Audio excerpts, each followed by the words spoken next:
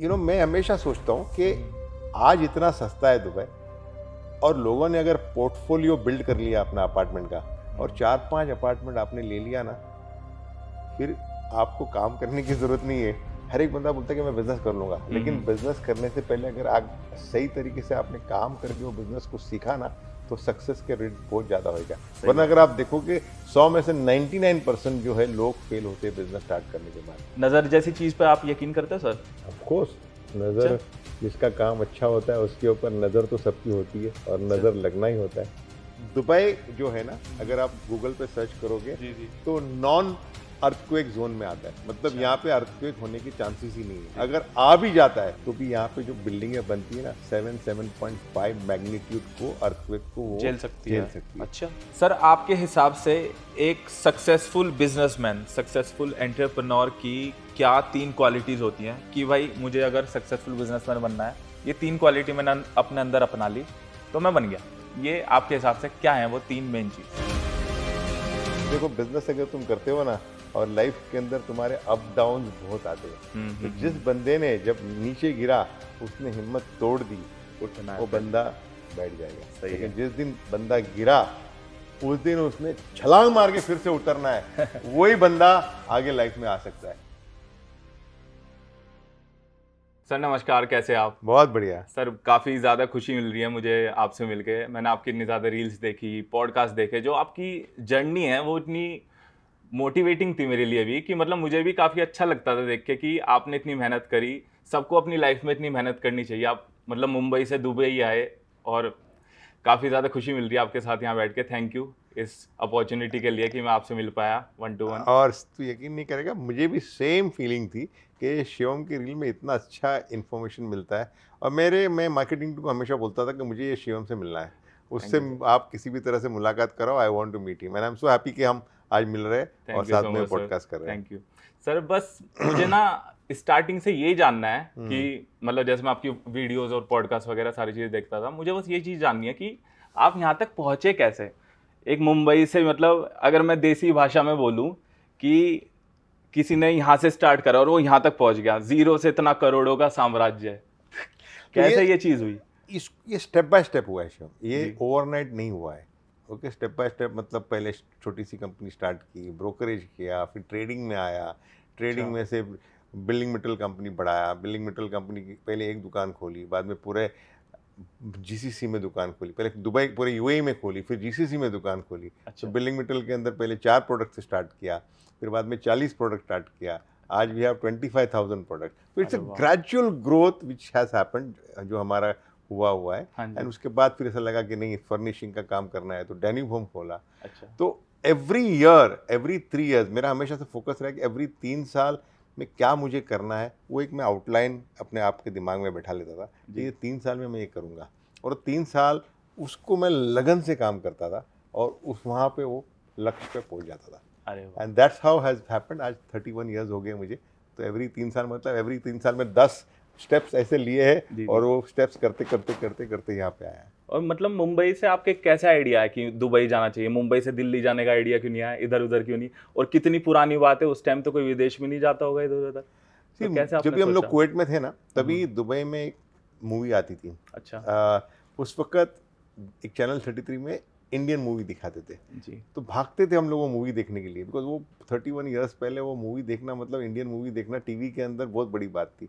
तो हमेशा मैं और वाइफ डिस्कस करते कि एक दिन दुबई जाएंगे, हम लोग एक दिन दुबई जाएंगे। अच्छा। ऊपर वाला रास्ता बना लिया कि कुवैत से भागना पड़ा हमको सद्दाम हुसैन की वजह से। कुवैत से दुबई जब इंडिया वापस आ गए, तो फिर बहुत सारे अपॉर्चुनिटीज़ थे, या तो मैं और कोई जीसीसी कंट्री में चले जाओ, मुझे जाना तो था ही जीसीसी कंट्री में, कहीं ना कहीं मिडिल ईस्ट कंट्री में जाना था, क्योंकि मुझे पता था कि पैसे यहाँ ही है। अच्छा। तो और यहाँ ही मैंने पैसे बनाया था कुवैत के अंदर, तो मुझे डेफिनेटली जाना था। तो उस वक्त कुवैत खुला नहीं था, तो I was looking for another country जहाँ पे मैं जाके बेस करूँ। तो और दुबई दिमाग में बैठा हुआ था कि दुबई में जाना है, जब हम लोग देखते थे दुबई के बारे में दिखाते थे, तो तभी हमने डिसाइड किया कि नहीं, मैं दुबई में जाऊँगा। अच्छा सर। अच्छा, तो आप भी हमारी तरह मिडिल क्लास परिवार से थे? मतलब मेरी जो स्टार्टिंग हुई, मतलब मैं भी मिडिल क्लास परिवार से हूँ, तो ठीक है, थोड़ा बहुत पैसा, थोड़ी बहुत गाड़ी वाड़ी आ गई है, पर स्टार्टिंग में आप भी हमारे जैसे परिवार से थे या स्टार्टिंग से ही? मैं अच्छा लोअर खासा? मिडिल क्लास, अच्छा। एकदम लोअर हूँ। मेरी पैदाइश हुई स्लम में। स्लम में मतलब एक्चुअल स्लम में, जो बोलते हैं ना धारावी स्लम हमारा मुंबई का जो है, जी वैसे स्लम में मेरी पैदाइश हुई है। और स्लम्स में फिर वो माड़ा की जो स्कीम में, धारावी है ना सर वहाँ पे? नहीं धारावी नहीं, हम लोग वहाँ पे घाटकोपर के स्लम में पैदा हुए। अच्छा। तो ये धारावी है जो बांद्रा का स्लम है, हम्म। घाटकोपर में स्लम में पैदा हुआ था मैं। जी। एंड उसके बाद वो रेलवे स्टेशन के पास स्लम जो होता है ना, वहाँ पे पैदाइश हुई मेरी। अच्छा, काफी ज्यादा मेहनत करी सर आपने अपनी लाइफ में। और कितने साल लगे टोटल इस चीज में? इतने साल मुंबई से लेके पहले कुवैत गया, हाँ हाँ कुवैत के बाद फिर सदाम हुसैन आ गए, तो फिर वापस फिर मुंबई गया, हाँ हाँ। उसके बाद फिर दुबई आया। तो ऑलमोस्ट 31 ईयर्स के बाद मैं यहाँ पे आया हूँ, तो 40 ईयर्स हो गए समझो, 40 साल 40 साल लगे। सर जैसे आप यहाँ पे आए, दुबई में आए थे, तो पहली ऐसी चीज, पहला ऐसा इंसिडेंट जो आपके जहन में मतलब एकदम उतर गया हो, एकदम बेहतरीन चीज यहाँ पे हुई एकदम, मतलब वो अच्छी भी हो सकती है आपके लिए या बुरी भी हो सकती है, मतलब क्या चीज थी वो जानना चाहता हूँ मैं, ऐसी मेमोरी। जिस दिन मैं लैंड किया दुबई के अंदर, जी तो उस वक्त आप जब भी निकलते हो बाहर पासपोर्ट स्टैम्प करने के बाद, एक दरबान बैठा होता है, अभी भी बॉम्बे में हुआ करता था, अभी निकल गया, जहाँ पे वो चेक करता है पासपोर्ट आपका स्टैम्प हुआ कि नहीं हुआ। अच्छा। तो यहाँ पे भी एक दरबान बैठा था, अमराती, देयर वाज अ पुलिसमैन बैठा हुआ था वहाँ पे। जी। उसने मेरा पासपोर्ट चेक किया और मुझे स्माइल करते करते पूछा, कैसा है तुम? हाँ हाँ आई वॉज स्टन, इतना मैं शॉक हो गया कि एक अरबिक बंदा मुझे 31 ईयर्स पहले पूछता है कैसा है तुम, अपने हिंदी लैंग्वेज के अंदर हाँ बात जी करता हाँ है। जी। वो बात इतनी दिल पे छू गई ना हम्म। यार, मैंने कहा ये तो मज़ा आएगा इधर, क्योंकि यहाँ पे लोग अरब भी है, हाँ, वो हाँ। हिंदी में बात करते हैं, अपने वाला टच अपने वाला टच आ हाँ, गया। हाँ। और तो that was the, I would say, one of the thing which I will never forget in my life, कि आरबी ने मुझे वेलकम किया हिंदी में। सर आप जैसे मुंबई से दुबई आए, आपके काफ़ी बड़े बड़े सपने थे, तो मैं जानना चाहता हूँ कि उस टाइम पे आप पे इतना पैसा नहीं होगा क्योंकि आप स्टार्टिंग कर रहे थे, तो वो क्या क्या स्ट्रेटेजी, वो क्या क्या टिप्स और ट्रिक्स हैं जो आपने अपनाई थी उस वक्त में? ये मैं इसलिए पूछ रहा हूँ सर कि अगर मेरी जनता में किसी का मन करे बिजनेस स्टार्ट करने का, तो वो आपसे सीख सके और एक अपना बिजनेस में वो उतार सके चीज़ें, तो क्या क्या थी सर वो चीज़ें? आई थिंक सबसे पहले तो काम किया मैंने, अच्छा। लोगों के पास काम किया, बिजनेस को समझा। हम्म। फॉर एग्जांपल बिल्डिंग मटेरियल का एक काम जिसको मैं बोलता हूँ, अलग अलग डिपार्टमेंट में काम किया, जी। जिसके अंदर लॉजिस्टिक्स डिपार्टमेंट में काम किया, परचेस में काम किया, सेल्स में काम किया, ब्रोकरेज में काम किया, ट्रेडिंग में काम किया। तो एक बिजनेस को समझा मैं कि यार है। ये धंधा ऐसे होता है, ये ऐसे परचेस होता है, ऐसा सेल होता है, इतना प्रॉफिट मार्जिन आता है। तो ये इंपॉर्टेंट होता है कि कोई भी बिजनेस करने के लिए, हर एक बंदा बोलता है कि मैं बिजनेस कर लूँगा, लेकिन बिजनेस करने से पहले अगर आप सही तरीके से आपने काम करके वो बिजनेस को सीखा ना, तो सक्सेस के रेट बहुत ज़्यादा होगा। वरना अगर आप देखोगे 100 में से 99% जो है लोग फेल होते हैं बिजनेस स्टार्ट करने के बाद। क्यों? आइडिया बहुत है, हाँ, लेकिन कैसे इम्प्लीमेंटेशन करना नहीं पता है, ये नहीं पता। पैसे बहुत है जी, लेकिन क्या करना नहीं पता है। हाँ, तो मेरा ये मानना है कि बिजनेस डेफिनेटली कोई भी कर सकता है, लेकिन बिजनेस करने से पहले you need to work for somebody, किसी के साथ काम करना होना चाहिए। अच्छा। और अच्छी तरह से, ऐसा नहीं कि तो 3 महीने 6 महीने काम कर लिए, सही तरीके से काम करो, सही तरीके से समझो कैसा काम होता है, फिर आप बिजनेस करो, फिर आप कर सकते मतलब किसी के नीचे रह के पहले नौकरी करें, एकदम ये ना सोचे कि हम तो मालिक बनना है। हैं। बिल्कुल पहले किसी के यहाँ रहो, फिर सीखो चीज़ों को, फिर अपना काम स्टार्ट करो, आप ये कह रहे हैं। बिल्कुल। तो सर जैसे आपने ये बताया, अभी आपने ये चीज़ करी, तो मैं ये जानना चाहता हूँ कि जो आपने बिजनेस स्टार्ट किया था शुरुआत वाले दिनों में, तो उसमें क्या दूसरे लोगों के कंपेयर में आपने अलग क्या करा अपने बिजनेस में? देखो, कोई भी बिजनेस अगर करना है, ये सबके लिए है, आपको अपना एक यूएसपी ढूंढना पड़ता है। यूएसपी मतलब एक यूनिक सेलिंग पॉइंट। सही। ओके, मैं बताऊंगा बिल्डिंग मटेरियल में हमने क्या किया। जी जी। बिल्डिंग मटेरियल के अंदर हमने सब बेच रहे थे बेसिक बिल्डिंग मटेरियल, मतलब एक प्लाईवुड है, एक टिम्बर है। मगर अगर ये रेस के अंदर मैं जाऊंगा तो वही 2-5% का धंधा हो गया, इसके अंदर कुछ फ़ायदा नहीं है। लेकिन उस वक्त दुबई ग्रो हो रहा था, दुबई अच्छी तरह से ग्रो हो रहा था। मैंने कहा अभी ज़रूरत है इनको डेकोरेटिव वुड की, डेकोरेटिव प्लाईवुड की, डेकोरेटिव वीनियर्स की, लैमिनेट्स की, अलग अलग टाइप के फ्लोरिंग की, अलग अलग टाइप के पेंट्स की, मतलब स्पेशलाइज्ड प्रोडक्ट की जरूरत थी। वो कोई नहीं कर रहा था। अलग जगह पे एक पेंट बेच रहा है, अलग जगह पे कोई वीनियर बेच रहा है, लेकिन कंसोलिडेशन में वो कोई नहीं कर रहा था। मैंने कहा मैं ही एक स्टार्ट करूंगा बिल्डिंग मटेरियल के अंदर। तो सारा प्रोडक्ट जो है अंडर वन रूफ लेकर आया, स्पेशलाइज्ड प्रोडक्ट के अंदर। ये करने के बाद फिर हमने सोचा कि सब कर तो दिया, लेकिन अभी लोगों को पता चलना चाहिए, तो मार्केटिंग धूप धुपाके की। तो हर एक बंदे को पता चल गया कि यार कुछ भी स्पेशलाइज लेना है डेनिम में जाओ। अच्छा, मार्केटिंग कैसे कैसे करी सर आप? उस वक्त मार्केटिंग के पैसे नहीं थे। तो उस वक्त हमने व्हील कवर पे मार्केटिंग लगाई थी। व्हील कवर पे लगा दिया था कि 1000 व्हील कवर छपवाए थे और बोले कि चलो वो गाड़ी घूमते रहे कि Danube specialise products, Danube building material dealing in specialise product, अच्छा, तो सबको पता चल गया कि ये है। हाँ, तो छोटे मोटे उस वक्त तो इंटरनेट नहीं था, कुछ हाँ, नहीं रील्स था, वगैरह और कुछ था पैसे भी नहीं। नहीं थे कि मैं बिलबोर्ड में करूँ। सही सही। गाड़ियों को, स्क्रैप गाड़ियों को खरीदता था, हाँ। उसके अंदर अपना पेंट करता था पूरा और अपना डालता था और कहीं सिग्नल पे खड़ा करता था। हाँ, इस तरह से स्पेशल वे में मार्केटिंग करता था ना, सस्ता वे से ढूंढ के अच्छा अच्छा। मार्केटिंग करता था। मार्केटिंग होने के बाद अपने आप धंधा चल पड़ा, और जैसे जैसे धंधा चल पड़ा तो हमने कहा यार एक दुकान हमने दुबई में खोली है, अब दुबई से नहीं रुकना है, मुझे शारजा जाना है, मुझे अबू धाबी जाना है। अच्छा। तो पहले दुबई के अंदर, यूएई के अंदर हम्म। सारी दुकानें खोल दी। फिर हमने देखा कि क्यों खाली हम यूएई में काम करें। दुकानें ये चीजों की आप जो बता रहे हो, प्लाईवुड, हाँ, और वो ये एक सारी शॉप खोली, इंटीरियर वगैरह, स्पेशलाइज वुड अच्छा। की शॉप्स खोल दी। बिल्कुल अलग करा आपने यूएस, बिल्कुल, और कोई नहीं कर रहा था और उस time कोई में। नहीं कर रहा था। तो कोई भी बिजनेस करने से पहले आपने हमेशा देखना है कि अपना यूएसपी ढूंढना है, अच्छा, ये बहुत जरूरी है। लीग से हट के काम करो। लीग से हट के काम करो। सेम चीज हमने फिर ये यूएई में खोल दिया। उसके बाद फिर देखा कि नहीं है, जीसीसी अंडर, मतलब के दूसरे कंट्रीज है जिसके अंदर ओमान, बहरीन, कुवैत, सऊदी, वहां पे भी मार्केट है, सेम चीज खरीद रहे लोग, तो वहां पे भी हम पहुंच गए। तो आज बड़ी मैंने ऊपर वाले गर्व से कह सकता हूँ कि डेन्यूब जो है वो नंबर 1 बिल्डिंग मटेरियल कंपनी है सारे मिडिल ईस्ट के अंदर। आई मीन एक जैसे बड़ा गर्व होता है मुझे, बिकॉज हिंदुस्तान से मैं आया, यहाँ से छोटा सा काम स्टार्ट किया, and to make a company जो नंबर 1 बिल्डिंग मटेरियल कंपनी है। कभी कभी सोचता हूँ कि यार मैंने कैसा किया, लेकिन आज बड़ी खुशी होती है कि ये कंपनी मैंने इतना नंबर 1 पे पहुंचाया। सर नंबर 1 तो है ही है। और सारी जगह आपके, एक मैं जगह, हर जगह देखता हूँ पोस्टर्स लगे हुए हैं, एड्स देख रहा हूँ। 1% मैन ऑफ दुबई क्यों कहते हैं सर आपको? ये क्या राज है? 1% मतलब क्यों? 2% तो वो क्यों जब नहीं? प्रॉपर्टी स्टार्ट की ना हमने, अच्छा, तो प्रॉपर्टी स्टार्ट की तो उस वक्त भी था कि जैसे मैंने बोला कोई भी यूएसपी पे काम करो तो हमने देखा कि काफ़ी सारे लोग जो है यहाँ पे रहते हैं, वो दुबई में या यूएई में रहते हैं, वो 10 साल 15 साल से रह रहे हैं। अच्छा। लेकिन वो रेंटेड अपार्टमेंट में रह रहे हैं। अच्छा, उनको कैसे अपार्टमेंट बेचना, रेंटेड वाले को कैसे अपार्टमेंट बेचना, बिकॉज उसको बैंक तो लोन देगी नहीं जी, बिकॉज बैंक बोलेगी नहीं, रेडी प्रॉपर्टी नहीं, तो कैसे लोन देंगे आपको।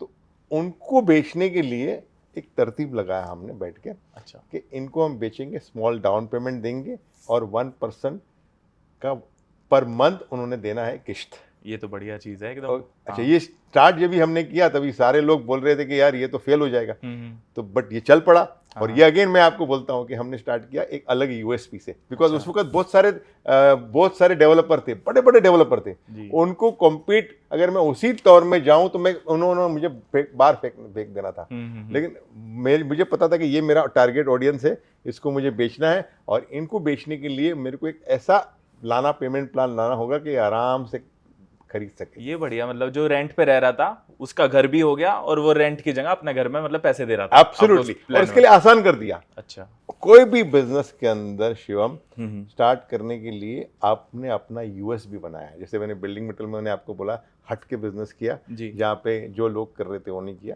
प्रॉपर्टी के अंदर भी जब बिजनेस स्टार्ट किया तो ये 1% पेमेंट प्लान का स्टार्ट किया। यूएसपी था ये आपका। था सर, ये तो बढ़िया है।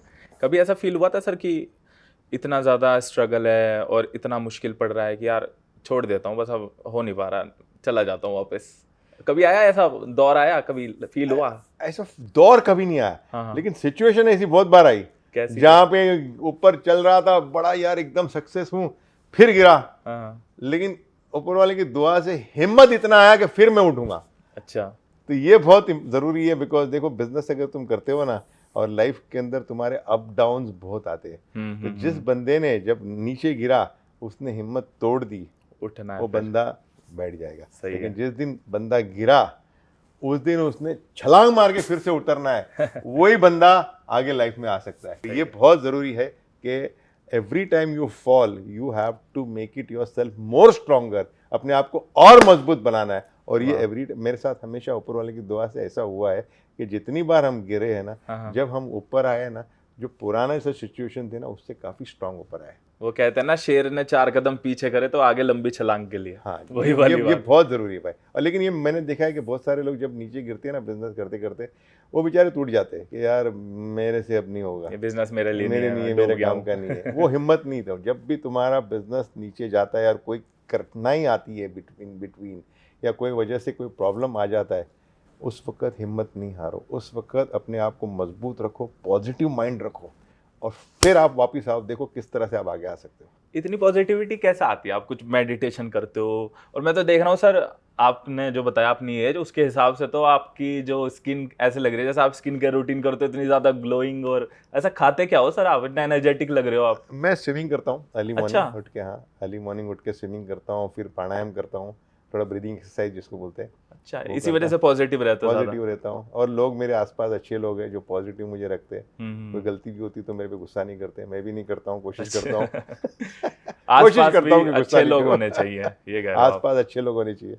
इंडिया में तो मेरे मतलब, इंडिया में क्या मतलब, मेरे जान पहचान में हैं बहुत ऐसे लोग कि मैं आगे बढ़ूँ तो वो सोचते हैं क्यों बढ़ रहा है ये आगे। और मुझे कभी कभी ऐसा फील होता है कि मेरी वीडियोस नहीं चल रही, काम नहीं आ रहा, तो नज़र लग गई, ऐसा कुछ हो गया। आपको भी अपनी लाइफ में कभी ऐसा फील होता है कि नज़र जैसी चीज़ पे आप यकीन करते हो सर? ऑफ कोर्स, अच्छा। नज़र जिसका काम अच्छा होता है उसके ऊपर नज़र तो सबकी होती है और अच्छा। नज़र लगना ही होता है।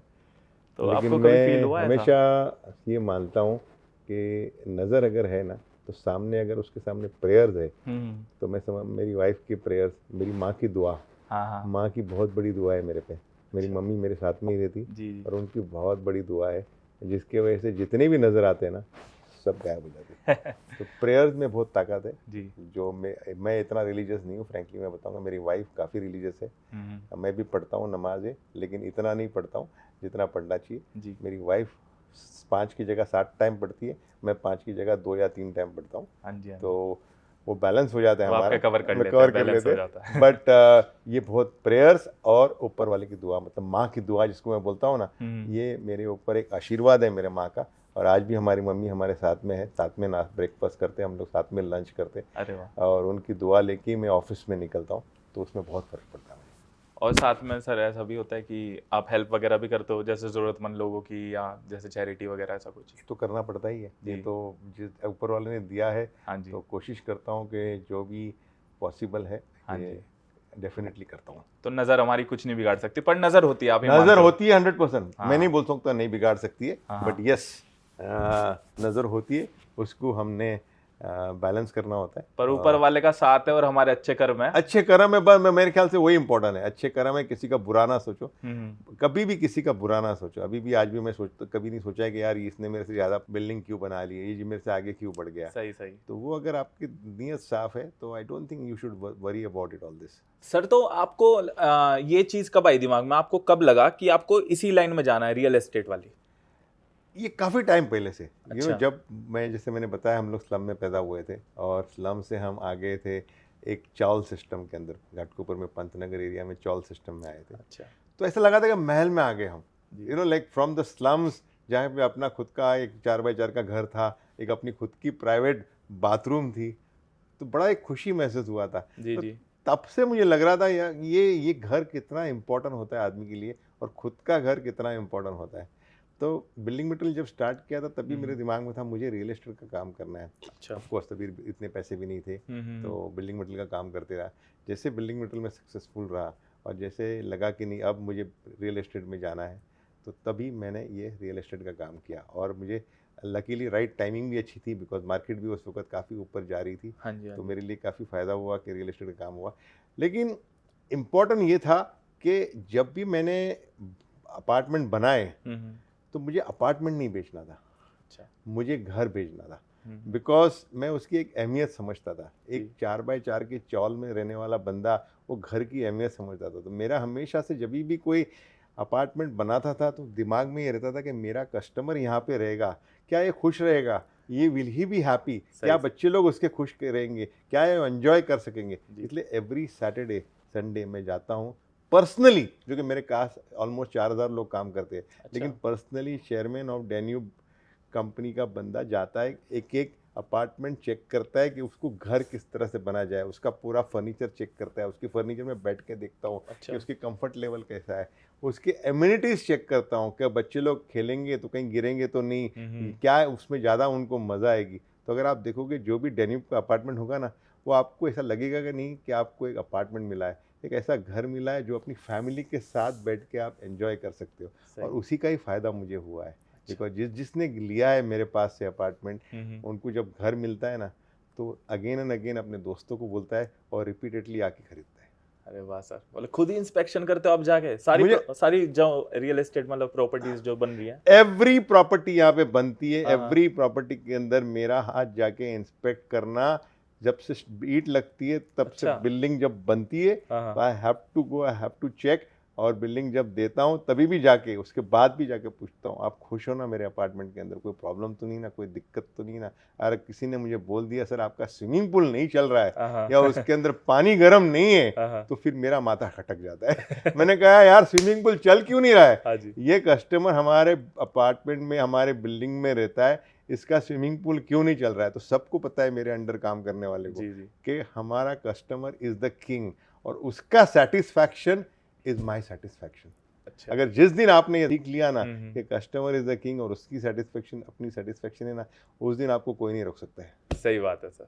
सर जैसे इंडिया में होता है कि घर खरीदा, फ्लैट खरीदा, 100 साल बाद कहते हैं कि वो फ्री होल्ड नहीं है और टाटा बाय बाय वो गवर्नमेंट का हो गया, ऐसी ऐसी बातें मैंने बहुत सुनी। तो यहाँ पे जैसे किसी ने आज घर खरीदा, वो कितने साल तक के लिए उसके पास रहेगा? यहाँ से बेस्ट एडवांटेज क्या है कि मेजोरिटी लोकेशंस के अंदर फ्री होल्ड घर मिलता है। अच्छा। तो ये घर ये आपकी नहीं, आपके बच्चे, बच्चे के बच्चे एंजॉय कर सकते हैं जब तक कि बिल्डिंग टूटती नहीं तब तक। अच्छा। और बिल्डिंग यहाँ पे टूटती नहीं है बिकॉज इतना स्ट्रॉन्ग यहाँ पे इनका स्ट्रिक्ट रेगुलेशंस है जी, जी। कि वो रेगुलेशंस के हिसाब से बनते हैं। तो मैंने देखा है कि बिल्डिंग यहाँ पे फर्स्ट क्लास अपनी जगह पे हाँ सर। और वो चलते आ रही है फर्स्ट। वो आपने न्यूज भी देखी होगी, अभी एक थाईलैंड में कितना जबरदस्त भूकंप आया, तो यहाँ भूकंप आया कभी इधर? एक दो चीजें उसके अंदर, एक हाँ, हाँ। तो दुबई जो है ना, अगर आप गूगल पे सर्च करोगे जी जी। तो तो नॉन अर्थक्वेक जोन में आता है, मतलब अच्छा। यहाँ पे अर्थक्वेक होने के चांसेस ही नहीं है। अच्छा, कम है? है ही नहीं, है ही नहीं, है नहीं। बिल्कुल। अच्छा, गॉड फॉरबिड हाँ जी। अगर आ भी जाता है, हाँ, अगर चलो ने कोई हो ही गया, चलो। बदकिस्मती से आ गया, हाँ हाँ। तो भी यहाँ पे जो बिल्डिंगें बनती है ना 7.5 मैग्नीट्यूड को, अर्थक्वेक को वो झेल सकती है। अच्छा। तो उस तरह से काफी वो बड़ी। कंस्ट्रक्शन बनता है। और नॉट खाली डैन्यूब की बिल्डिंग नहीं, सबकी बिल्डिंग, वो इतना रेगुलेशन इतना यहाँ पे स्ट्रिक्ट है हाँ जी। कि अगर कोई आया तो 7.5 को तो इजीली झेल सकते इतनी मजबूत बिल्डिंग है इतनी यहाँ। मजबूत मतलब बिल्डिंग ऐसा नहीं है किसी बंदे ने नहीं, किसी ने करोड़ों ऐसा नहीं कि लगाए। अपने मर्जी से बना लिया, हाँ, हाँ। 2 ईंट लगा दी और चलो बिल्डिंग खड़ी कर दी। हाँ, नहीं, एवरी बिल्डिंग के ऊपर चेकिंग होती है, गवर्नमेंट एक- इंस्पेक्शन करती है गवर्नमेंट काफी। इंस्पेक्शन करती है, एक एक स्लैब के बाद इंस्पेक्ट करती है। एक एक स्लैब के बाद आपका गवर्नमेंट का इंस्पेक्टर आएगा, सर्टिफाई करेगा, यस मेरे रेगुलेशंस के हिसाब से इन्होंने पत्थर डाली, ईंट डाली है, स्टील डाली है, सब फिर चीज़। वो स्पेसिफाई करने के बाद ही वो आगे बढ़ सकते हो तुम। बेहतरीन। सर मैं यहाँ 7 दिन से दुबई में हूँ, मैं हाईवे से लेके सारी जगह घूम रहा हूँ, सारी जगह आपकी प्रॉपर्टीज दिखाई देती हैं, डैन्यूब सारी जगह लिखा रहता है और प्राइम लोकेशन है एकदम ज़बरदस्त। मैं एक क्वेश्चन है मेरे दिमाग में कि अगर किसी बंदे ने इन्वेस्ट करा, सपोज मेरी जेब में पैसे मैंने इन्वेस्ट करा और मैं चाहता हूँ कि ये किराया मुझे अच्छा मिल जाए, यहाँ से एयरबीएनबी पे मैं अपना फ्लैट को चढ़ा दूँ, अपने घर को चढ़ा दूँ, तो बढ़िया रहता है इधर एयरबीएनबी का। और कितना, 1 करोड़ रुपए अगर हमने यहाँ पे लगाए या 2 करोड़ लगाए सपोज, और इंडिया में लगाए, वो तो पता ही है मुझे कितना रेंट है, यहाँ पे कितना कैसा रहता है सर? ठीक, सबसे पहला यहाँ पे इतने सारे टूरिस्ट आ रहे हैं, अगर आप देखो रिकॉर्ड लास्ट 10 साल का टूरिस्ट देखो, टूरिस्ट यहाँ पे बढ़ते जा रहे हैं जी। तो यहाँ पे हमेशा एयरबीएनबी का डिमांड बढ़ते ही रहेगा बिकॉज अच्छा। इतने सारे टूरिस्ट आ रहे हैं। कसिनो आ रहा है अभी, तो टूरिस्ट भर भर के आने वाले हैं बिकॉज यहाँ पे इस एरिया के अंदर कसिनो नहीं है, मतलब अच्छा कसिनो। अगर किसी को खेलने जाना है तो उसको हांगकांग जाना है या अमेरिका जाना है। जी। मैं गोवा जैसी कसिनो की बात नहीं कर रहा, हाँ, इंटरनेशनल लेवल की कसिनो सही, की सही। बात कर रहा हूँ। तो everybody will have to come here, तो नंबर ऑफ टूरिस्ट यहाँ पे बढ़ने वाले हैं। तो एयरबीएनबी का बहुत अपॉर्चुनिटी है। अगर आपने किसी ने अपार्टमेंट लिया तो उसको काफ़ी अपॉर्चुनिटी होगा बिकॉज वो रेंट पे डालेगा और उसके अंदर अच्छे से अच्छा रेंटल आएगा। अच्छा। तो और आपने बात की लोकेशन, हाँ यस, जब भी आप प्रॉपर्टी लोगे तो लोकेशन बहुत इंपॉर्टेंट है। ऐसे जगह पे लेना चाहिए जहाँ पे आसपास हॉस्पिटल्स है, जहाँ स्कूल्स है, सही। इंफ्रास्ट्रक्चर है, मेट्रो स्टेशन है, ये बहुत इंपॉर्टेंट है। ये तो बेसिक चीज़ है जो इन्वेस्टर ने ध्यान रखना है कि मुझे प्रॉपर्टी अगर खरीदना है तो कौन से लोकेशन पे लेना है, आसपास क्या चीज़ें हैं। 2 करोड़ रुपए लगाए सर, कितना आ जाएगा रेंट एयरबीएनबी में महीने का?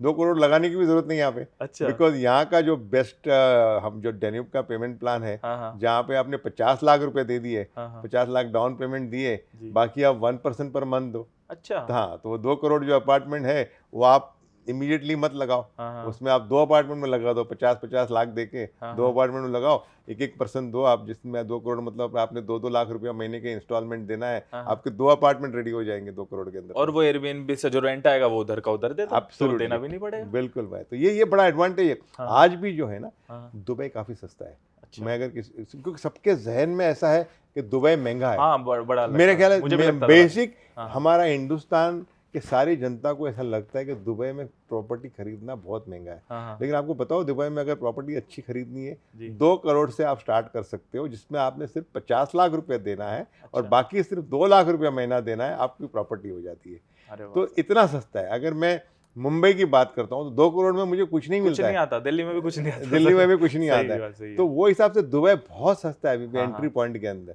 2 करोड़ 3 करोड़ 2 करोड़ में स्टूडियो अपार्टमेंट मिल जाता है, 3 करोड़ में आपको 1 बेडरूम भी मिल।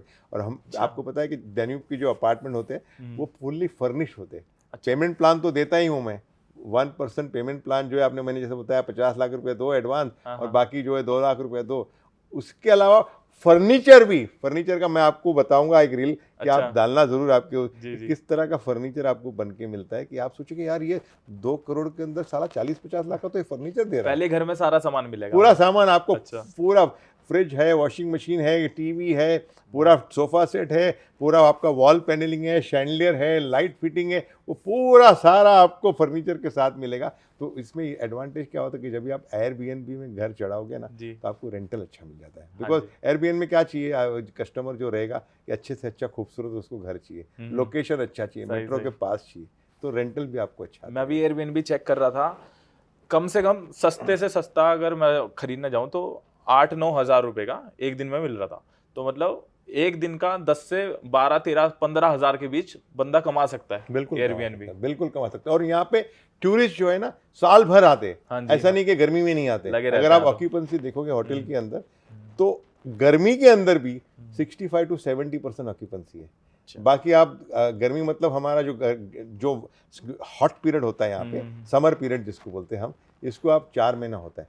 बाकी 8 महीना अच्छा वेदर बोला जाता है। अच्छा मतलब उसके अंदर 4 महीना तो बहुत ही अच्छा होता है और 4 महीना जहाँ पे बेरेबल वेदर होता है उसमें आपका ऑक्यूपेंसी 80 to 90% जाता है। और एकदम 4 मंथ जहाँ पे बहुत अच्छा होता है 110% ऑक्यूपेंसी, मतलब इतने लोग होते हैं और आपकी जगह नहीं होती है। वो तो रेंट पे चढ़ा रहेगा, रेंट पे तो कंटिन्यूसली चढ़ा रहेगा, उसमें कोई प्रॉब्लम ही नहीं है। और इधर यहाँ रहने का फायदा, एक तो अपना रेंट हो गया इधर, और गाड़ियाँ भी कितनी सस्ती हैं। मैं देख रहा था लैम्बोर्गिनी जो 4 करोड़ की यहाँ पे 1.5-2 करोड़ के आराम से आ जाएगी। टैक्स ही नहीं है। हाँ सही बात है। टैक्सेशन ही नहीं है यहाँ पे। लैम्बोर्गिनी गाड़ी खरीदो, घर खरीदो, आप प्रॉपर्टी बेचो, प्रॉपर्टी खरीदो, प्रॉपर्टी के ऊपर पैसा कमाओ, रेंटल के ऊपर पैसा कमाओ, यहाँ पे कोई टैक्स नहीं दे रहे हो।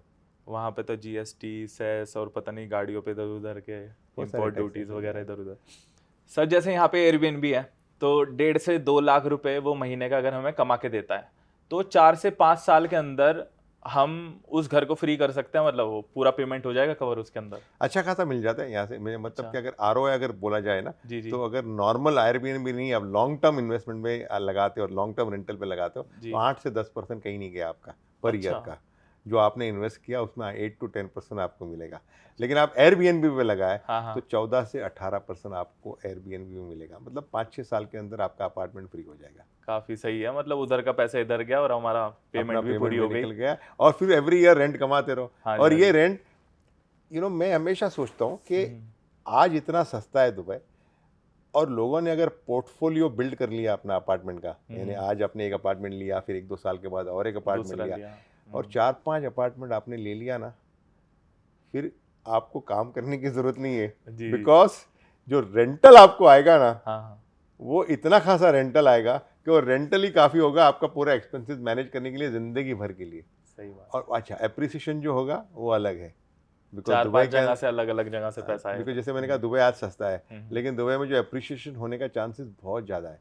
अगर क्यों मैं बोलता हूँ बहुत ज़्यादा है, अगर आप कंपेयर करो, ब्लूमबर्ग ने एक रिपोर्ट बनाया था कि दुबई कौन से नंबर पे है, क्योंकि सबको ये लगता है कि दुबई महंगा है। जी। आपको पता है कि पहले 20 नंबर में दुबई का नंबर नहीं आता है। First 20 cities in the world में दुबई का नंबर ही नहीं है, महंगाई में। बहुत महंगाई में। जो इसका मैं आपको एक ग्राफ दूंगा कि फर्स्ट नंबर पे कौन है, सेकंड नंबर पे कौन है, तो दुबई का कहीं नामो निशान भी नहीं है। इतना सस्ता है दुबई आज की तारीख में। तो आज ये मौका है जहाँ पे प्रॉपर्टी खरीदनी चाहिए, रेंट पे चढ़ाना चाहिए। 5-6 साल में रेंटल में फ्री हो जाता है। एयरबीएनबी में लगाओगे, अगर आप दूसरे इन्वेस्टमेंट में लगाओगे तो उसके अंदर भी आपको अच्छा खासा पैसा मिल जाता है। रेंटल एक पोर्टफोलियो बन जाएगा, एप्रिसिएशन होएगा, तो आगे एक सुकून की लाइफ यहाँ पे दुबई में रह सकते हो या आप इंडिया में रह सकते हो विदाउट एनी प्रॉब्लम। रेंट तो आते रहेगा और साथ में 2 करोड़ की चीज भी 4 करोड़ की होगी। उधर से 20 भी से बढ़ रहा है। 25% एप्रिशिएट हो रहा है एवरी ईयर। 20 to 25% यहाँ पे एप्रिसिएशन हो रहा है पूरा घर का। और जिसने भी खरीदा हुआ है आप देखोगे कि वो बोलेगा कि यस रिजवान भाई जो बोल रहे हैं सही है, 20 से 25% हमको एप्रिसिएशन मिला हुआ है। अच्छा, और सर किसी को अगर यहाँ पे रहना है, बसना है, तो वो जॉब अपॉर्चुनिटीज कैसी हैं यहाँ पे? नौकरी वगैरह लग जाती है लोगों की, मतलब कैसे बहुत मिलती है? बहुत ज़्यादा जॉब अपॉर्चुनिटीज है। अच्छा। You know why? 2024 के अंदर 7,000 से ज़्यादा मिलियनर्स शिफ्ट हुए यहाँ पे दुबई के अंदर, अच्छा। Which is the highest shift हुए compare to any cities in the world. क्यों शिफ्ट हुए? क्योंकि यहाँ पे टैक्सेशन नहीं है। जी। नंबर 2, यहाँ पे बिजनेस करना बहुत ईजी है।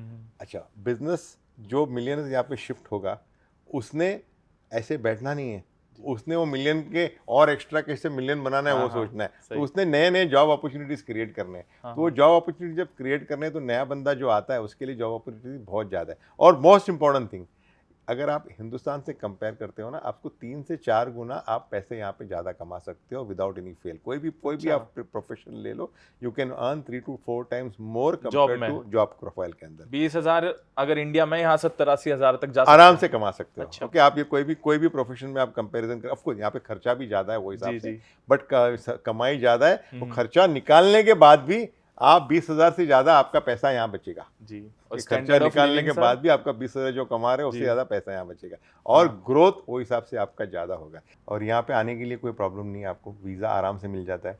जॉब ढूंढने के लिए, जॉब नहीं भी है आपको, आप विजिट वीज़ा पे आओ, अपना जॉब नौकरी ढूंढो यहाँ पे। तो आप 2 महीने की छुट्टी लेकर आओ वहाँ से, यहाँ पे जॉब ढूंढो, अच्छा जॉब मिले तो जॉब ले लो, नहीं जॉब मिले तो वापस जाना अपनी कंट्री के अंदर। 2 महीने का वीज़ा आराम से मिल जाता है। अच्छा। और जिस तरह से आपको कनाडा अमेरिका जाना है तो बहुत मुश्किल है। और दुबई से इंडिया कितना दूर है? 3 घंटे होगा सर। 3 घंटे का रास्ते। दिन के कम से कम 50 फ्लाइट है। 50 से भी ज़्यादा है मैं समझता हूँ। उससे ज़्यादा फ्लाइट से पूरे हिंदुस्तान से दुबई आने के लिए, तो कनेक्टिविटी भी बहुत अच्छी है। जी। तो जॉब यहाँ पे अपॉर्चुनिटीज बहुत है और बहुत आसान है जॉब मिलना। सर अभी आपने बोला कि मिलियनेयर्स बहुत ज़्यादा आ रहे हैं दुबई के अंदर, पर रीज़न क्या है? मैंने सुना शाहरुख खान का भी घर है यहाँ पे, और बड़े बड़े एक्टर सारे जितने भी हैं बॉलीवुड वाले सबका दुबई में है कुछ ना कुछ। तो ये मिलियनेयर्स आ क्यों रहे हैं? रीज़न क्या है यहाँ आने का? बहुत सिंपल रीज़न। नंबर 1, यहाँ पे इनकम टैक्स नहीं है। आपको पता है दुबई के अंदर जो भी पैसा तुम कमाओगे इनकम टैक्स नहीं है। बिजनेस करना बहुत आसान है। कोई भी अगर मिलियनर आता है ना तो उसके लिए बिजनेस करने के लिए आपको टाइम नहीं लगता है। यहाँ पे इतना सिस्टम उन्होंने बना दिया है फ्रेंडली, के बिजनेस फ्रेंडली जिसको बोलते हैं, कोई भी आके बिजनेस यहाँ जल्दी स्टार्ट कर सकता है। तीसरा, बिजनेस स्टार्ट करने के बाद आपका जो एक्सपोजर है वो पूरी दुनिया के ऊपर एक्सपोजर है। मतलब कि आप यहाँ से बैठ के पूरी दुनिया को माल बेच सकते हो। अच्छा। जैसे फॉर एग्जांपल मैं प्रॉपर्टी बेचता हूँ तो प्रॉपर्टी मैं सिर्फ हिंदुस्तान वाले को नहीं बेचता हूँ, मैं लंदन वाले को बेचता हूँ, कनाडा को बेचता हूँ, यूएस को बेचता हूँ, यूरोप को बेचता हूँ, मिडिल ईस्ट को बेचता हूँ। तो सारी दुनिया भर के लोग यहाँ से माल आके खरीदते हैं। तो कोई भी बिजनेस आप स्टार्ट करें तो दुनिया भर का एक्सपोज।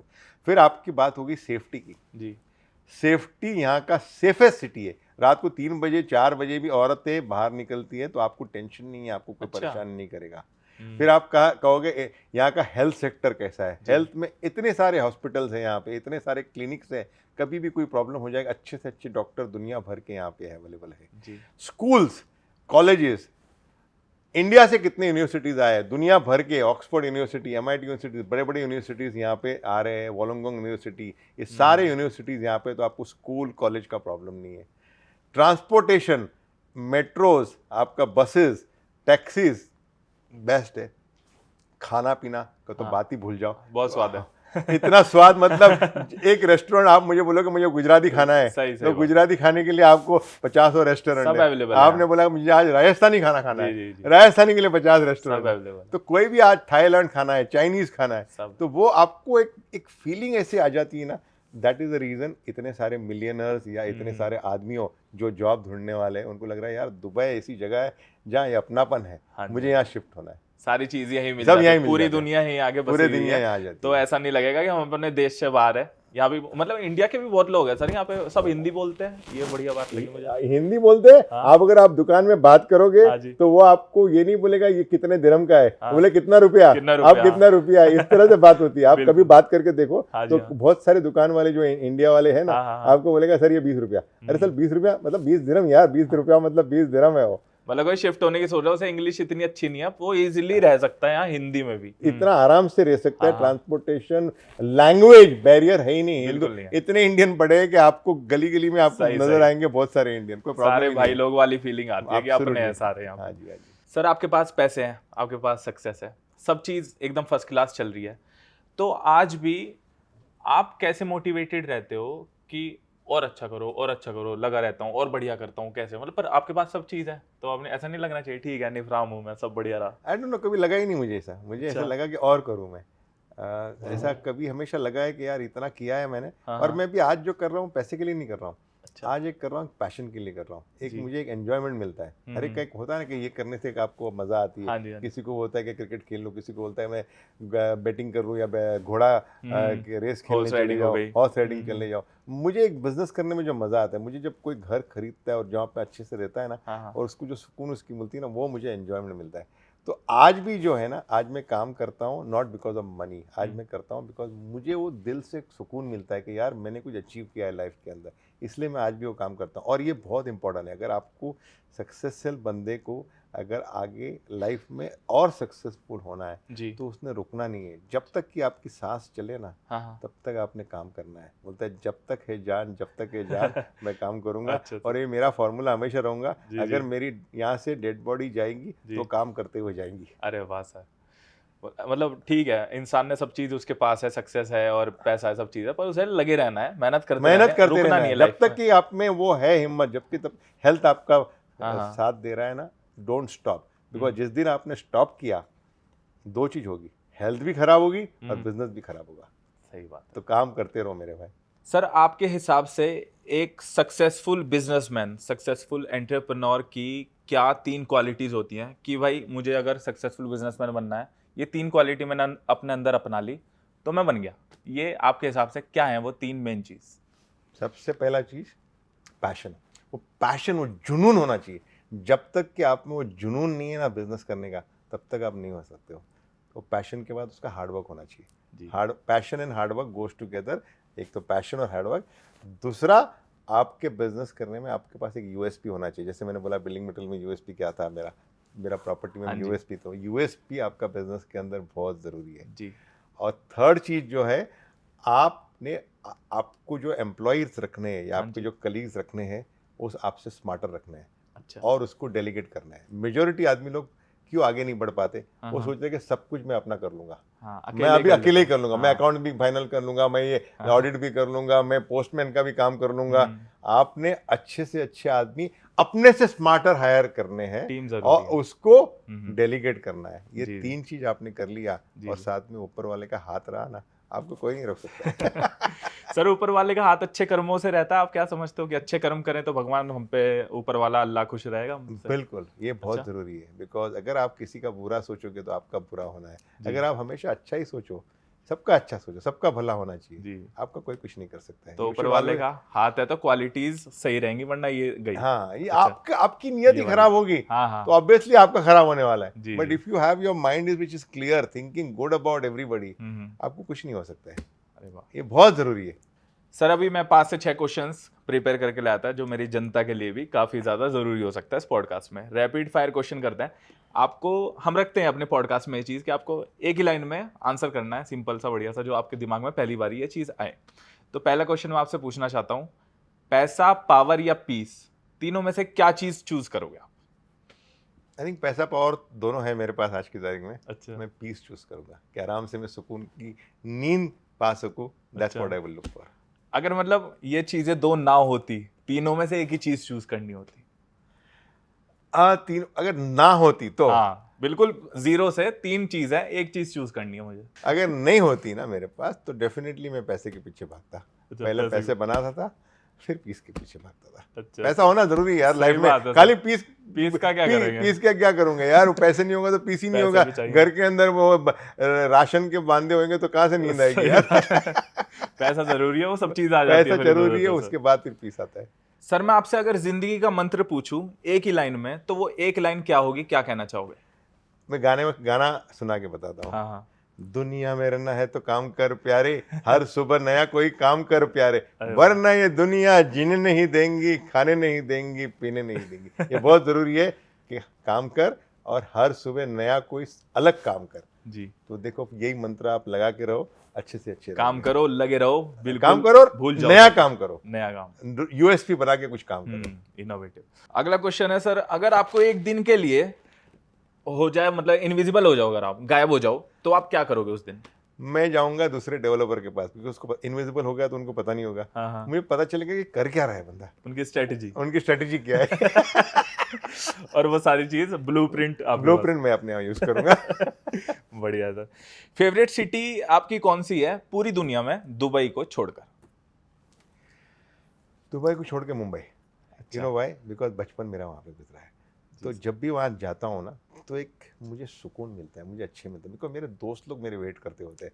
और जब भी मुझे आप फ़ोन करते, रिजवान तू कब आ रहा है, हाँ, तो वहाँ जाता हूँ तो उनके साथ फिर मिलना, जो पुरानी बातें याद करना, उनके साथ वो शाम बिताना। तो मुंबई आउट से सेकंड सिटीज़ में मुंबई जब भी जाता हूँ मुझे बहुत अच्छा लगता है। सर आपने मूवीज में देखा होगा और जिंदगी में भी ऐसा होता है कि जब 4-5 दोस्त होते हैं, उनमें से एक दोस्त कामयाब हो जाता है, तो वो आगे अपनी ज़िंदगी में चला जाता है, तो पर वो कोई कोई दोस्त ऐसे होते हैं जो चारों को वो अपने साथ लेके चलता है, बाकी के दोस्तों को। तो आपके कोई ऐसे दोस्त हैं जो आप अपने साथ अपने यहाँ तक लाए हो, साथ में आपकी तरक्की हुई, आपने साथ में उनकी भी तरक्की कराई हो, उनकी मदद करी हो? बहुत सारे कैसा रहा? बहुत सारे दोस्त हैं मेरे, अच्छा। कॉलेज के दोस्त हैं, जिसका एक का नाम है, अच्छा। दूसरे का नाम है था। हाँ हम हाँ। साथ में कॉलेज में पढ़ते थे।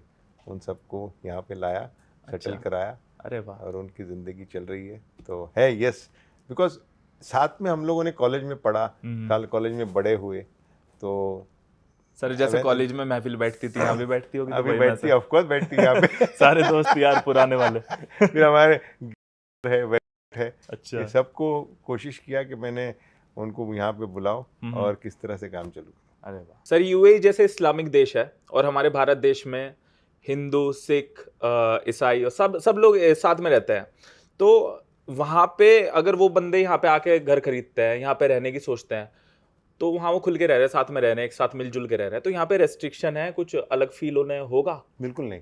अच्छा। क्यों मैं बताता हूँ। यहाँ पे हिंदू, मुस्लिम, सिख, ईसाई हाँ। इतना मिलजुल के रहते हैं यहाँ पे। जी। यानी मंदिर यहाँ पे अगर आप देखोगे, अबू धाबी में सबसे बड़ा मंदिर खुला है यहाँ पे। हमारे मोदी जी आए थे, इन्होंने इनॉग्रेट किया, और बहुत बड़े वेलकम से, बहुत बड़े पैमाने पे वो इनॉग्रेट किया। यहाँ पे दूसरे मंदिर भी यहाँ पे दुबई के अंदर है। गुरुद्वारा जो है, सबसे बड़ा गुरुद्वारा यहाँ पे है, जिसके लिए हम भी गए थे वहाँ पे, मंदिर के इनॉग्रेशन भी मैं गया था।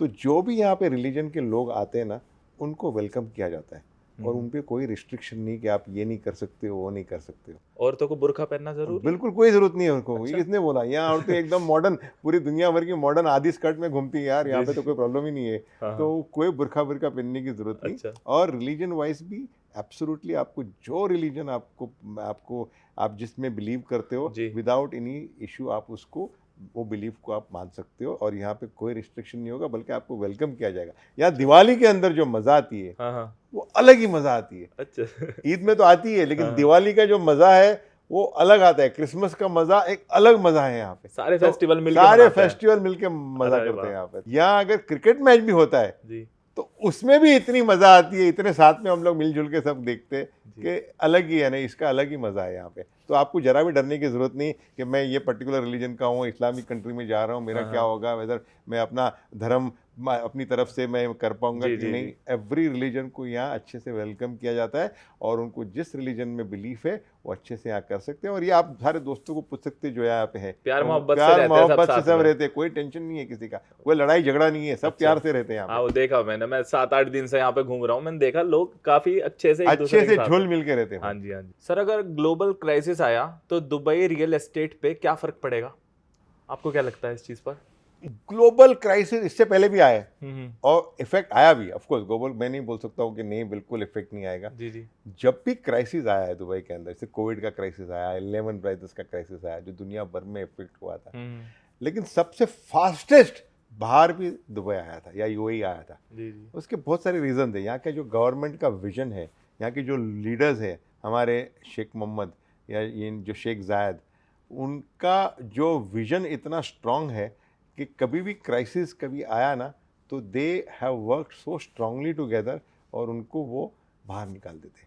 तो क्राइसिस आएगा भी, तो मैं नहीं समझता हूँ कि दुबई को कोई ज़्यादा फर्क पड़ेगा, बल्कि जितने क्राइसिस बाहर दुनिया में आए every time Dubai has benefited. जी। फॉर एग्जाम्पल यूक्रेन वॉर में, यूक्रेन रशिया वॉर के अंदर दुबई को बेनिफिट हुआ था। हम्म, अगर आप अभी ये जो ट्रम्प जो अनाउंस कर रहा है उसके अंदर भी दुबई को फ़ायदा हो रहा है, अच्छा। बिकॉज सब जगह पे लेवी दिया जा रहा है लेकिन दुबई को नहीं दिया जा रहा है। जी जी। तो everywhere Dubai has benefited out of it. Dubai को कुछ फर्क नहीं पड़ने वाला दुबई को कभी फर्क भी। नहीं, थोड़ा बहुत करेक्शन आएगा, हाँ। करेक्शन डेफिनेटली आएगा और करेक्शन आना हेल्दी है, हाँ हाँ। बट ऐसा कोई इम्पैक्ट क्राइसिस जैसा नहीं आएगा। अच्छा अच्छा। सर अगर किसी इन्वेस्टर को इन्वेस्ट करना है यहाँ पे दुबई में, अपना पैसा लगाना है, उस पर 2 करोड़ है, सपोज मैं अपना एग्जांपल लेता हूँ, मुझे यहाँ पे पैसे लगाना है, तो मुझे क्या चीज़ है अपने दिमाग में, किन चीज़ों का ध्यान रखना चाहिए, क्या करूँ मैं? मेरा दिमाग ब्लैंक है, मेरे पास पैसे हैं, अब मैं क्या करूँ दुबई में, किससे कांटेक्ट करूँ, कहाँ पे जाऊँ? सबसे पहला डेवलपर का ट्रैक रिकॉर्ड देखो। अच्छा। ओके, ट्रैक रिकॉर्ड मतलब उसने कितनी बिल्डिंग लॉन्च की है, जी। कितने डिलीवर किए, कितने साल से काम कर रहा है, अच्छा। उसका रेपुटेशन क्या है डेवलपर का, हम्म। ये बहुत इंपॉर्टेंट है। बिकॉज अभी क्या हो गया, ये बूम के अंदर बहुत सारे डेवलपर आ गए, हम्म। बहुत सारे डेवलपर आ गए उसके अंदर, और जो बोल रहे कि मैंने 2 साल के अंदर इतने करोड़ कमा लिए, इतने कहाँ से कमाए यार तूने, 30 साल लगे मुझे थोड़ा पैसे कमाने के लिए। सही, कोई कोई सही। आके बोल रहा है मैंने 5,000 करोड़ कमा लिए, मेरी इतनी वैल्यू हो गई। हाँ। ये सब बकवास है। ओके, अच्छा। ये इन छोटे ये डेवलपर जिन्होंने कोई ट्रैक रिकॉर्ड नहीं, उनके ऊपर बिल्कुल भरोसा नहीं करना। अच्छा। ये पैसा थोड़ा सा भी क्राइसिस आएगा आपका डूबेगा। तो वेरी इंपॉर्टेंट आपने देखना है डेवलपर का रेपुटेशन, फिर आपने देखना है कि लोकेशन क्या है आपका, लोकेशन कौन से लोकेशन, जैसे मैंने आपने पहले बताया। हाँ जी, था। हाँ जी। फिर आपने पेमेंट प्लान देखना है और उसका डिलीवरी किस तरह से टाइम पे दे रहा है कि नहीं। ये 3-4 चीज़ों का ध्यान रखो, कोई बड़ी बात नहीं। बाकी दुबई के रेगुलेशन बहुत टाइट है। आप पैसे दे रहे हो, एस्क्रो अकाउंट में जा रहा है, वो बंदे का देखना है कंपनी का रिकॉर्ड कि वो एस्क्रो में पैसा जा रहा है कि नहीं जा रहा है, आपके पैसे वो कहीं और तो नहीं घुमा रहा है। अच्छा, और ये काफ़ी सारे डेवलपर करते हैं। तो आपको ये ध्यान रखना है कि आपके पैसे एस्क्रो में जा रहे हैं कि नहीं जा रहे हैं। एस्क्रो में जा रहे हैं मतलब आपका काम सही हो रहा है। बहुत सिंपल है भाई। सर अगर हमें डैन्यूब से प्रॉपर्टी लेनी है तो हम कैसे कनेक्ट करें आपसे, क्या तरीका है उसका, बहुत इंडिया easy में है। बैठे बैठे? अगर इंडिया में बैठ के प्रॉपर्टी खरीदना है तो मेरे ऑफिस ऑलरेडी वहाँ पे है। जी, मुंबई में ऑफिस है बीकेसी में, जी। दिल्ली में लाजपत नगर में, हाँ। गुड़गांव में गोल्फ रोड के ऊपर, हैदराबाद में ऑफिस है और कोचीन में भी ऑफिस है। तो ये 5 जगह तो अपने ऑफिस है। अगर वहाँ से भी कांटेक्ट ना करना है तो आप ईमेल डाल दीजिए, जी जी। उससे भी आपको जल्दी आपको मेरे से कांटेक्ट करना है। हाँ आप जी। इंस्टाग्राम पे टच कर दिए अरे कि वाह। मुझे प्रॉपर्टी खरीदनी है, आई स्वेयर मैं जवाब दूंगा आपको। अरे मैं वाह। पक्का आपको जवाब दूंगा और अच्छे से अच्छे सेल्स पर्सन से मिलाऊंगा और आपको मैं डेफिनेटली कोशिश करूंगा कि आपके सारे इन्फॉर्मेशन आपको मिल जाए। मैं तो सर इन्वेस्ट करने जा रहा हूँ, जो मेरी सेविंग्स थी ना, मैं तो दुबई में पक्का। और खरीदने जा मेरे रहा हूँ। मैं ऐसी प्रॉपर्टी दूंगा ना शिवम जी, कि जी। आप याद रखोगे, आपके फैमिली याद रखेगी, आपके बच्चे, आपके मम्मी डैडी याद रखेंगे जी, जी। कि डैन्यूब से प्रॉपर्टी ली और क्या चीज़ रिजवान भाई ने दिया है।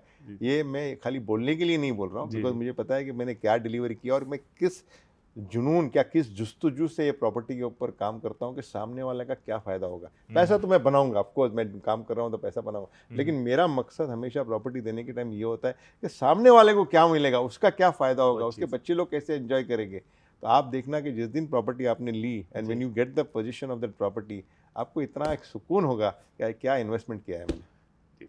सर आपसे बात करके काफ़ी अच्छा लगा, काफ़ी ज़्यादा मैं खुश हो गया। थैंक यू सो मच अपना ये वक्त देने के लिए। और अपने हर एक पॉडकास्ट में मैं गेस्ट से गुजारिश करता हूँ कि मेरी ऑडियंस को अगर वो कुछ अपने दिल की कुछ भी बात कहना चाहते हैं जो आपको फील हो रहा है इस टाइम, तो मेरी ऑडियंस को आप कहना चाहते हो तो सर कह दीजिए कुछ भी ज़रूर। मैं यही बोलूँगा कि पैसा लोग कमाते और हमारे मोस्टली हिंदुस्तानी का ऐसा होता है कि पैसा जोड़ के रखो। जी। पैसा जोड़ो नहीं, पैसे जो पैसा बनाया उसके ऊपर पैसा बनाओ। कहीं पे भी, फॉर एग्जांपल आप स्टॉक्स में लगा रहे हो, प्रॉपर्टी में लगा रहे हो, अगर दुबई में लगाओगे तो डेफिनेटली मुझे पता है फ़ायदा होगा। अब मैं नहीं बोलता हूँ कि डैन्यूब से ही खरीदो, कहीं से भी खरीदो दुबई के अंदर, लेकिन प्रॉपर्टी खरीदो। जिस तरह से मार्केट जा रही है दुबई की, आपको काफ़ी फ़ायदा होगा। ये मेरा वादा है आपसे। दुबई की मार्केट बहुत तेज़ी से जा रही है, मुझे पता है इनका प्लान क्या है पूरा यूएई का, किस तरह से ये दुबई को आगे लेके जाने जा रहे और किस तरह से यहाँ लोग आने वाले। तो जो भी यहाँ इन्वेस्टमेंट करेगा ना, उसका आगे जाके बहुत सारा फ़ायदा होगा। तो गुजारिश है मेरी कि ज़्यादा मत सोचो, बिकॉज आज भी प्रॉपर्टी प्राइसेस बहुत सस्ता है यहाँ पे। जी। जितना आप वेट करोगे उतना आपको प्राइसेस महंगा पड़ेगा। तो आपने 50 लाख, 1 करोड़, 2 करोड़ डाल के प्रॉपर्टी खरीद लेनी है, तो आपके बच्चे के बच्चे एंजॉय करेंगे।